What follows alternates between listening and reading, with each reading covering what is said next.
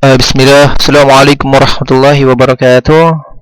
Alhamdulillah, puji syukur kita panjatkan kepada Allah Subhanahu wa taala. Salawat dan salam semoga tercurah kepada Nabi kita Muhammad sallallahu alaihi wasallam.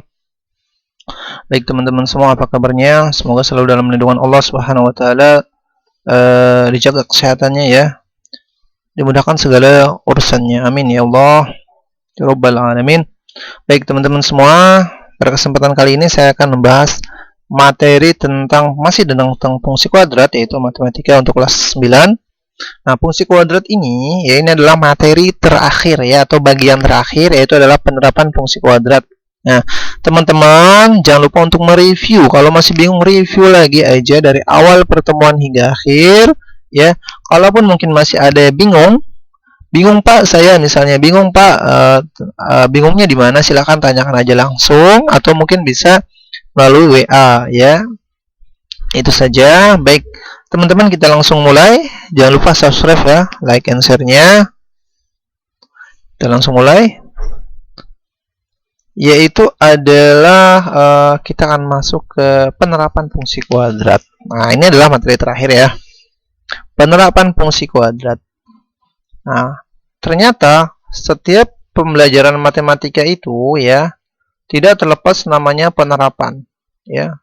Apapun itu pasti ada penerapannya. Jadi karena dasar dari ilmu pengetahuan itu ada dalam bidang matematika ya, termasuk handphone, laptop, semua itu adalah penerapan dari aplikasi semua matematika.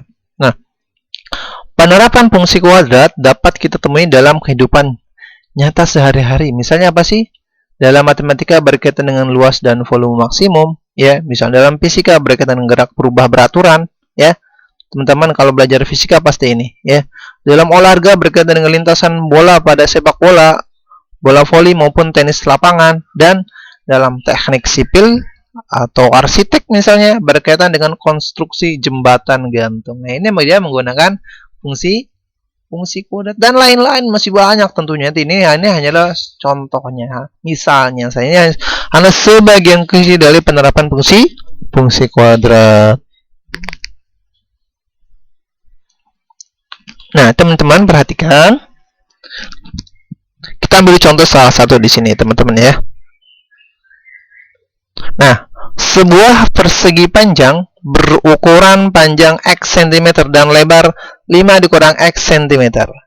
Nah, luas LX ini menyatakan fungsi untuk luas persegi panjang. Jadi kan dinyatakan LX itu adalah luas. Kalau kemudian kemarin kita ngebahas Fx itu sama dengan Y, atau Fx itu hasil ya. Kalau LX di sini adalah sama dengan ini sebenarnya, dengan Fx. Cuman bedanya di sini adalah namanya LX ya. Buatlah tabel untuk fungsi di atas dengan daerah awal, bukan daerah hasil ya, ini domainnya. Domainnya adalah ya, daerah asalnya itu adalah 0, di mana X lebih dari sama dengan 0, X kurang dari sama dengan 5. Jadi 0, 1, 2, 3, 4, 5. 5 ya, di sini kok ada setengahnya di sini ya. Setengah, 2 setengah, 4 setengah. Setengah. Oke, kita abaikan saja mungkin yang ini teman-teman ya. Oh, kenapa setengah di sini? Sebenarnya ini 1 juga tidak masalah ya. Jadi nantinya ternyata di sini 0 sama 0 ya. Nah, kita akan cek lagi aja, nggak masalah. Nah, tabel fungsi ini kan sebenarnya sampai sini sebenarnya nih. Nah, ini abaikan saja teman-teman ya. Abaikan saja.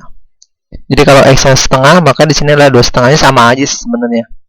Ini 2 setengah, 4 setengah. Jadi masuk sebenarnya. Setengah itu masuk ke kebersamaan ini sebenarnya nih. Nah, 2 setengah juga akan masuk sini kan, 4 setengah juga masuk. Jadi sini bilangannya bebas sebenarnya di sini ya. Ini bukan anggota bilangan bulat, juga bukan, ternyata ya. Tidak ada keterangannya di sini. Maka yang pertama model matematikanya adalah seperti ini. LX ya kan, luas apa? Panjang kali lebar kan, berarti X kali 5X. Jadi ini modelnya. Model matematikanya 5X kurang X kuadrat. Nah, sebenarnya tabel fungsinya adalah ini. 5X. Nah, ketika X-nya 0, 0, hasilnya X1, 4, dan seterusnya. Jadi luasnya ini. Nah, Teman-teman bisa perhatikan di sini. Oh, ternyata masih ada teman-teman. Luas maksimumnya ternyata masih bisa di sini, ya.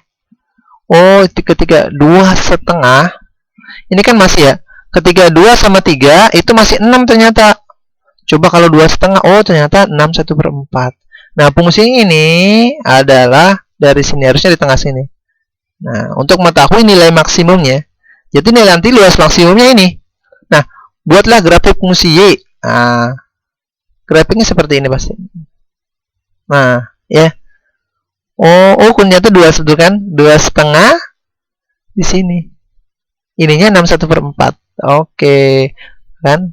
Terlihat sudah. Nah, ini titik-titik ini jangan lupa. Titik-titik ini didapatkan dari tabel tadi ya.